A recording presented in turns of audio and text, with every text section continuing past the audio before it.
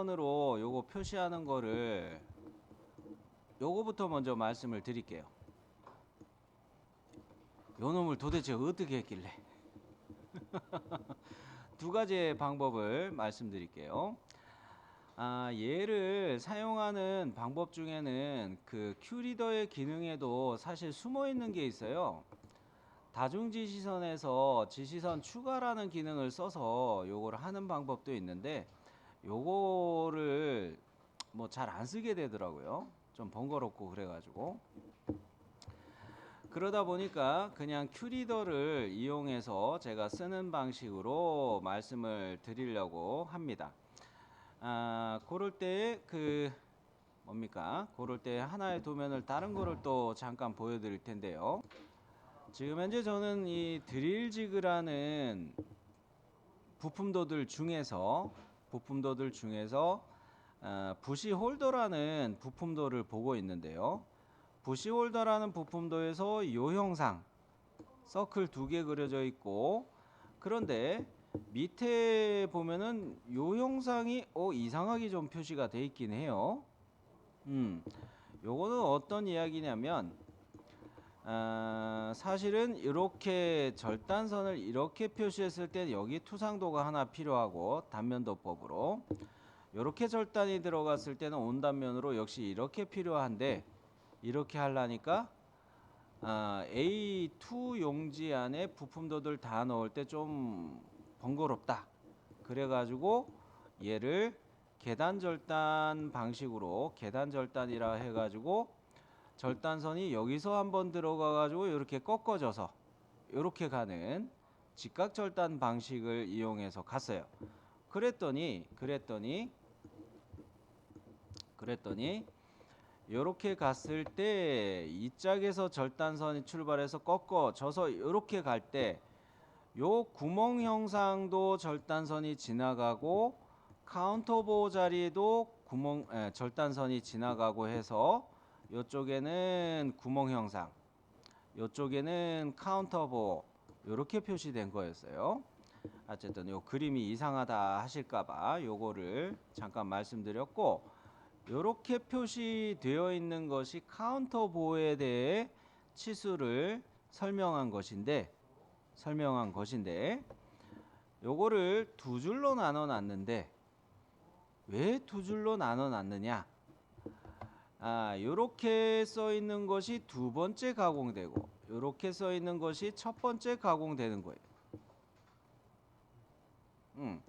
그러면서 이거를 쓰는 위치들이 사실은 또 중요해요.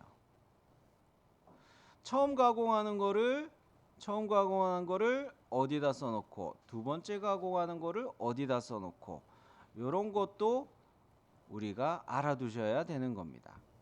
자, 여하간 이런 식으로 처음 가공하는 것을 어떻게 써놓고 한다? 지금 이런 거에 보면은 처음 가공하는 거를 아래다 썼죠, 그죠? 두 번째 가공하는 걸 위로 썼죠. 그런 식으로 거의 다 설명이 된 거예요. 자, 그러면 다시 우리가 도면에서 해야 되는 화면으로 왔습니다. 요거에서도 처음에 드릴이라는 가공하기 위한 공구로 이렇게 구멍을 뚫어 놓겠죠. 드릴로 먼저 자리를 파놔요.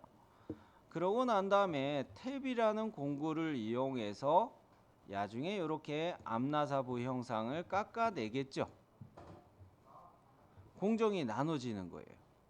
공정이 나눠지기 때문에 그 위에다가 아래에다가 이렇게 두 줄로 얘네를 표시했던 거예요.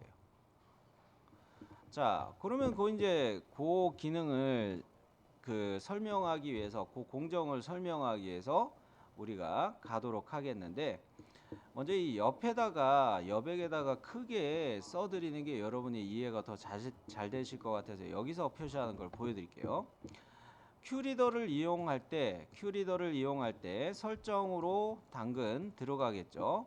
여러 줄 문자 잡고, 그리고 지시선 및 화살표는 닫고 채움 가고, 그리고 부착 탭에서는 맨 아래 행의 밑줄 이렇게 체크하고 큐리더를 쓸 거예요. 자, 큐리더 QL S 엔터. 뭐 이거는 앞전에 했지만 그래도 확인 삼아 이렇게 보여드렸어요. 그러면 큐리더를 이용해서 이렇게 첫 번째 점 찍었죠?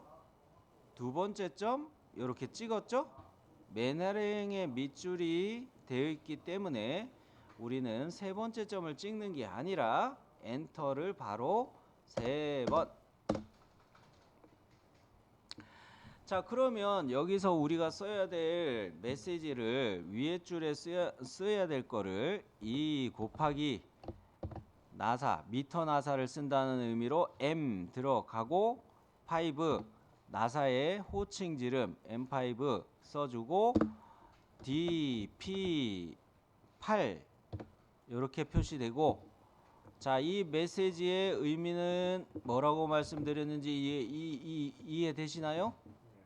나사부의 깊이만 이야기했을 때 8의 깊이로 파져 있다는 이야기죠. 그 말은 뭐예요? 이 외형선에서부터 유효나사와 불완전 나사부의 경계까지 요 거리가, 요 깊이가 8이라는 뜻이었죠? 네. 자, 그러면 이 밑에다가 써야 되는데 제가 두 가지 경우를 보여드리기 위해서 반장님이나 그 민철 씨한테 이 두 가지 경우가 있다고 제가 이야기했기 때문에 요거를 두 가지를 보여주기 위해서 한번 카피해서 옆에다가 이렇게 놔둘게요. 하나 더. 첫 번째 방법은 왼쪽에다가 한번 써볼 건데요. 큐리더를 이용해서 지시선 생성된 거 하고 문자하고를 카피해서 그대로 쓰는 방법이에요. 자, 카피 들어가는데 얘를 이렇게 카피했어요. 문자 포함. 기준점을 어디를 잡는지 잘 보세요. 끝점, 지시선 화살 쪽의 끝점이 아니라 여기 꺾인 지점의 끝점을 잡아요. 보이나요? 여기 지시선이 꺾인 지점 여기를 끝점을 카피의 기준점으로 잡아요. 그래 놓고 갖다 놓을 때는 NEA 근처점 해가지고 요 기준점 잡은 데를 여기에다가 근처점에서 딱 클릭해 놓을게요. NEA 엔터 해서 여기다 딱 요렇게 보이나요? 요렇게 이렇게 갖다 놨어요. 쌤, 화살촉 2개 생겼는데요? 화살촉 2개 생겼는데요? 그죠? 위아래 2개 있죠? 아래쪽에 있는 화살촉 요거를 옮기기 위해서 카피되었던 요 지시선 클릭해주면 화살촉의 끝점 잡을 수 있죠. 요거 잡아가지고 바로 이 앞서 지시선에 그 뭡니까 END 끝점 해가지고 여기다 딱 겹쳐 놓을 수가 있죠. 아이 쌤, 이렇게 하면 이거 좀 귀찮은데요. 왜요? 이 지시선의 위치가 마음에 안 들어서 우리가 문자를 이렇게 이동시킨단 말이에요. 어머, 문자를 이동시켰더니 얘도 또 이동을 똑같이 시켜야 되죠. 나중에 편집하게 된다면 요거는 좀 첫 번째 방법은 좀 불편하다는 거죠. 요렇게 하는 것도 있겠지만 이번에 두 번째 방법을 말씀을 드릴게요. 두 번째 방법은 여기 밑에다가 그냥 가는 시선 하나 그리는 거예요. 자, 그러면서 여기에다가 가는 시선 그릴 때는 첫 번째 점을 근처점 NEA로 잡으시면 돼요. NEA로 요 지점 잡아가지고 오소 모드 켜져 있으면 여기쯤을 이렇게 마지막 점으로 클릭해주고, 그 다음에 카피해서 문자만 이렇게 밑으로 내려주면 돼요. 그래놓고 문자를 편집한다. 아하. 자, 가봅니다. NEA 찍어 놓고, 자, 요렇게 잡아 놓고, 카피, 문자를 선택해 놓고 기준점을 어디로? 지시선 끝점으로 잡아 가지고 그려 놓은 라인의 끝점에다가 바로 클릭해 주면 이렇게 되죠. 자, 다시 라인 엔터 해 가지고 NEA 해 가지고 여기 근처 점을 잡고, 두 번째 점은 직교 모드 켜져 있으면 이렇게 바로 잡으시고요. 엔터 종료. 카피해서 문자를 이동시키는데, 문자만이에요. 문자만 카피하는데 어디를 기준으로? 지시선의 오른쪽 끝점을 기준으로. 요래 가지고 여기에다가 끝점 클릭해서 배치해 놨어요. 자, 그러면 이거 문자만 편집하면 되죠. 더블 클릭 해 가지고 드릴 끝 한영 전환해서 드릴 끝 14 뭐 한영 전환하고 종료하는 게 낫겠죠? 확인. 이렇게 되셨나요? 자, 그러면서 저는 뭐 요 방법이 더 편할 것 같으니까 두 번째 방법으로 정리를 해드리고 싶어요. 자, 그러면 요거를 저는 이렇게 그 끝점 잡아서 여기 갖다 놓을 때도 외형선과 중심선의 교점에다 이렇게 맞춰 놔야 되겠죠. 쌤 이거 에란데요. 그래요. 요거 이렇게 맞춰 갖고 저는 이제 나중에 하는 중이라 가지고 이렇게 되는 중인데, 자, 얘를 저는 좀 더 느리고 뭐 이렇게 됐으면 이거 트림 돼요. 지시선을 기준으로 얘를 또 이렇게 잘라도 돼요. 저는 나중에 갖다 놓은 상황이라 요런 상황이에요. 자, 그러면 이렇게 해가지고 얘를 넣을 수가 있었어요. 이렇게 공정이 나눠질 경우였고, 아, 쌤, 나는 이거 그 드릴 영문으로 쓰고 싶어요 하시는 분은 얘를 갖다가 드릴이라는 거를 앞에다 쭉 쓰고 DP 14 이런 식으로 쓰셔도 괜찮아요. 드릴 가공하는 깊이가 이렇게 된다. 이때 드릴 가공하는 구멍에 몇 파이다 요거도 마저 쓰긴 해야 되긴 해요.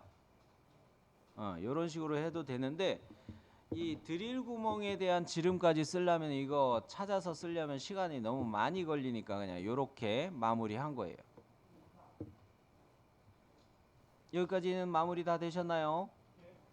네. 그러면 이제 치수 넣는데 그 문제는 없으실 것 같습니다. 문제는 없으실 것 같아요. 주석이라는 항목을 보시면은요. 이 문자 스타일 들어가는 거나 치수 스타일 들어가는 거나 다중지시선 스타일 들어가는 거나 이런 것들을 우리가 조절하는 기능이 있어요. 이 중에서 다중지시선 스타일이라는 것이 하나 있는데, 이거는 우리가 지금까지 써봤던 큐리더하고는 완전히 다른 거예요. 우리가 큐리더를 넣어봤을 때 얘가 지시선으로 들어가고 문자도 들어가고 하는데,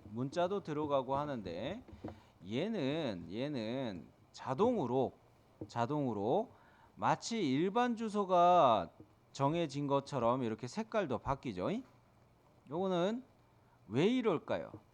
D 엔터 했을 때 치수 설정 들어갔을 때 문자의 높이 3.5 정해진 거하고 치수 문자의 색상 노란색 이런 게 치수 스타일에 정해졌던 게 여기 바로 들어가 있어요. 그리고 치수 설정에서 화살촉의 크기 3.5 정해진 것도 적용이 돼 있는 거고요. 그러니까 Q리더는 치수 설정에 영향을 받는 거구나. 치수 설정에 영향을 받는 거구나. 라는 거예요. 요거까지는 이제 이해가 되시리라 생각이 돼요. 자, 그러면 주석에 있는 쌤, 이 지시선이라는 이런 거는 왜 안 쓰시나요? 라는 질문을 할 수 있을 것 같아 가지고 지시선을 한번 보여드리려고 해요. 얘는 M 리더라고 해가지고 단축키가 좀 달라요. 얘는 단축키가 달라요. MLEA 요 정도까지만 쓰면 이게 들어가요. 지시선이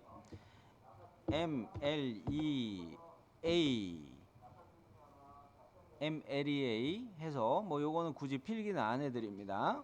요거는 그냥 한번 요런 기능이 있다 봐두시는 정도면 될 것 같아서 요렇게 해가지고 그 뭡니까 옵션을 쓰는 것이 있기는 해요. 옵션을 한번 확인을 해보자면 엔터 해가지고 봐서 큐리더 할 때처럼 이 각도 조절하는 것들 그죠?